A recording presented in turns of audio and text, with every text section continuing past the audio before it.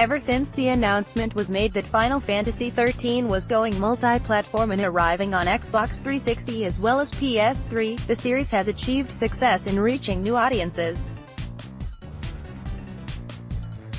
But what of those classics in the 30-year series that had never been released on the Xbox?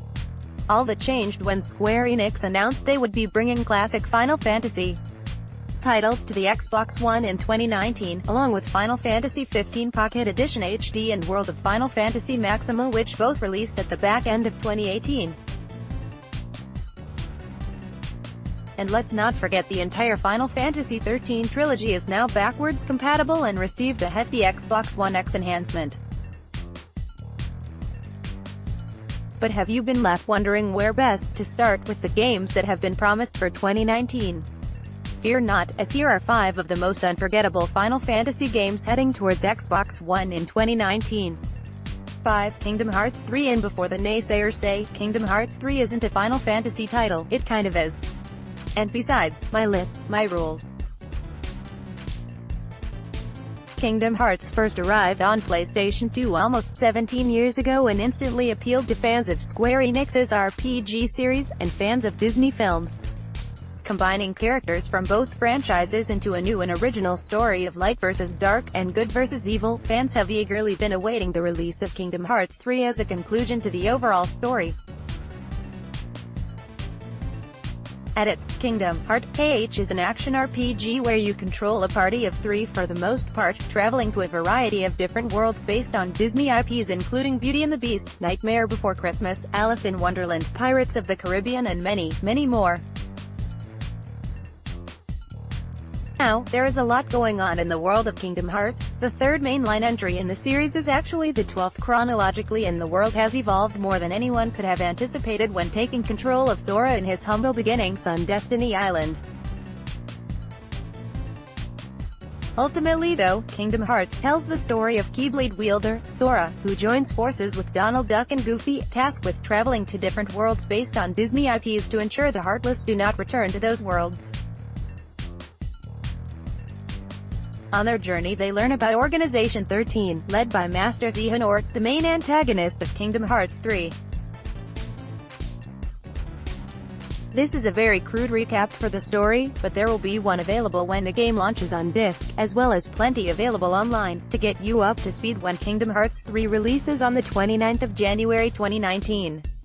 4. Final Fantasy XII. The Zodiac Age. Final Fantasy XII originally released back in 2006, but the version the Xbox One will be getting is the Zodiac Age, a high-definition remaster, updated soundtrack, fast-forward options and the Zodiac job system, something only available in Japan until then. The Zodiac Age remaster released on PlayStation 4 in July 2017. Despite this being 4th on the list, this is still an exceptional Final Fantasy title, and perhaps one that has aged better than others on this list.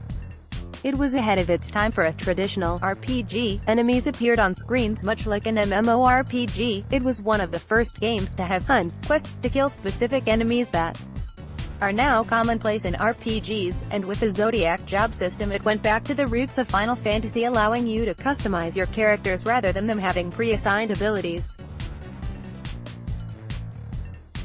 12 centers around Vaan, a street urchin who one day dreams of being a sky pirate. He becomes embroiled in something far bigger involving warring nations vying for control of the last remaining areas, but also for control of the magic in the world. Vaan encounters princesses, knights and even fellow sky pirates on his journey that will take him far and wide in Evilise, the world in which Final Fantasy XII is set. There are many comparisons between Final Fantasy XII and Star Wars, and indeed, certain characters such as Vaan, Balthier and Fran act a lot like Luke Skywalker, Han Solo and Chewbacca respectively. So, if you are a fan of the space opera, this is well worth a look. No dates have yet been given for the releases of the Final Fantasy games, but if they are released in order of their numbered iterations, then 12 is likely to be the last one. Our next one on the list may well be the first one for 2019 though, and definitely the most famous. 3. Final Fantasy VII, arguably the most iconic of Final Fantasy titles, maybe even RPG of all time. Final Fantasy VII is a game that most will have heard of in many best of lists. So, it is no surprise to see it coming over to Xbox One finally, but you may be shocked to only see it in third place. It's purely a personal thing. Whilst Final Fantasy VII is faultless, I just preferred others to it. Celebrating its 22nd birthday this year, 7 centers around Cloud Strife, an ex-Shinra soldier who joins eco-terrorist group Avalanche to help them blow out Mako reactors that are siphoning off the life stream of the world. After a successful first attack, a second Mako reactor is targeted but the mission fails, and Cloud ends up falling into the city slums. Before regaining his bearings, he ends up helping a flower girl called Aerith, depending on who you ask from Shinra. Shinra know this girl is special, and will stop at nothing to gain access to what she knows and what she has.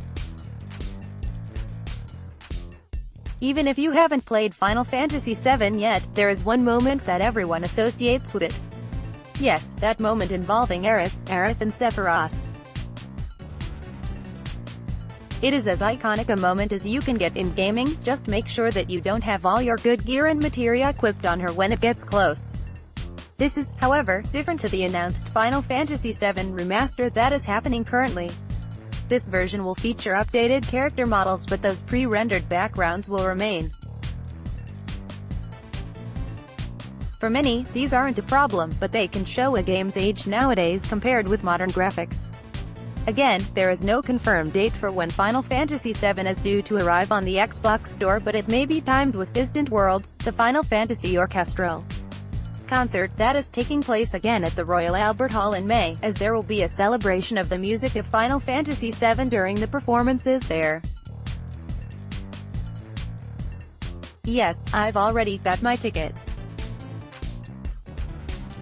2. Final Fantasy X X2 HD Remaster. If this is anything like the PS3, PS4 remasters, then this Final Fantasy X X2 HD Remaster comes as a 2-for-1 deal and should be treated as such. The Final Fantasy X duology has its doubters, and even as a devout fan I can see why. Ultimately, this is a love story between playable characters Titus and Yuna. Yuna is a summoner who has the monumental task of defeating Sin and bringing about the calm. Along the way there are marriages, tears, laughter, death and deceit, racial undertones, and the single funniest moment in any Final Fantasy game involving a callback to a 90s dance craze. And that's just the first game of the two. Final Fantasy X-2 took on board the criticisms of the first and attempted to put them right: more open-ended gameplay, distinct character classes in the form of dressspheres, and a much lighter tone in general. What followed the first game was a night-and-day contrast in terms of tone, and if you play these two back-to-back, we'll find a great follow-up after the bleak first game. The HD remaster that Xbox owners are getting will feature updated graphics and the ability to switch between the old and new soundtracks in the menu. The voice acting from the original release will remain, however, as this was the first FF title to be voiced, it can all sound a little ropey at times. Don't forget that even this game is nearing adulthood. The original Japanese release will turn 18 in July 2019. These two are second on my list because I enjoyed them first time around when I was a couple of years younger than Titus and Yuna, but the relationship between them resonated with me even then. The only reason it isn't top of my list is because the next game was a much more grounded and traditional affair, at least in terms of RPGs. 1. Final Fantasy IX. Final Fantasy IX was a send-off to the original PlayStation whilst also going back to the series' roots. After the more futuristic settings of 7 and 8, X went back to a time with castles, rural villages, and where mages still used capes. X begins with Zidane and his theater troupe Tantalus heading to Alexandria to perform for Queen Braun. Secretly, they are on a mission to kidnap her daughter, Princess Garnet. The kicker here is that Princess Garnet was already planning to escape from Queen Braun, due to her more recent extreme behavior. Despite going back to the series' roots, X features much more character development than previous entries by introducing active time events. These are on-screen prompts that show what other main characters are doing at that moment in time, away from the main party. As a result, X features my favorite Final Fantasy character of all time, poor little Vivi. Vivi also hops on board with Tantalus whilst they are kidnapping Garnet, but most of the first 8 hours are really centered around him and his existential crisis he suffers. He's also one of the best mages in the entire series and is a constant member in my active party. The battle system in Final Fantasy IX also received a small tweak that made a massive difference. 7 and 8 had only 3 slots for active members, but X bumped this up to 4 slots.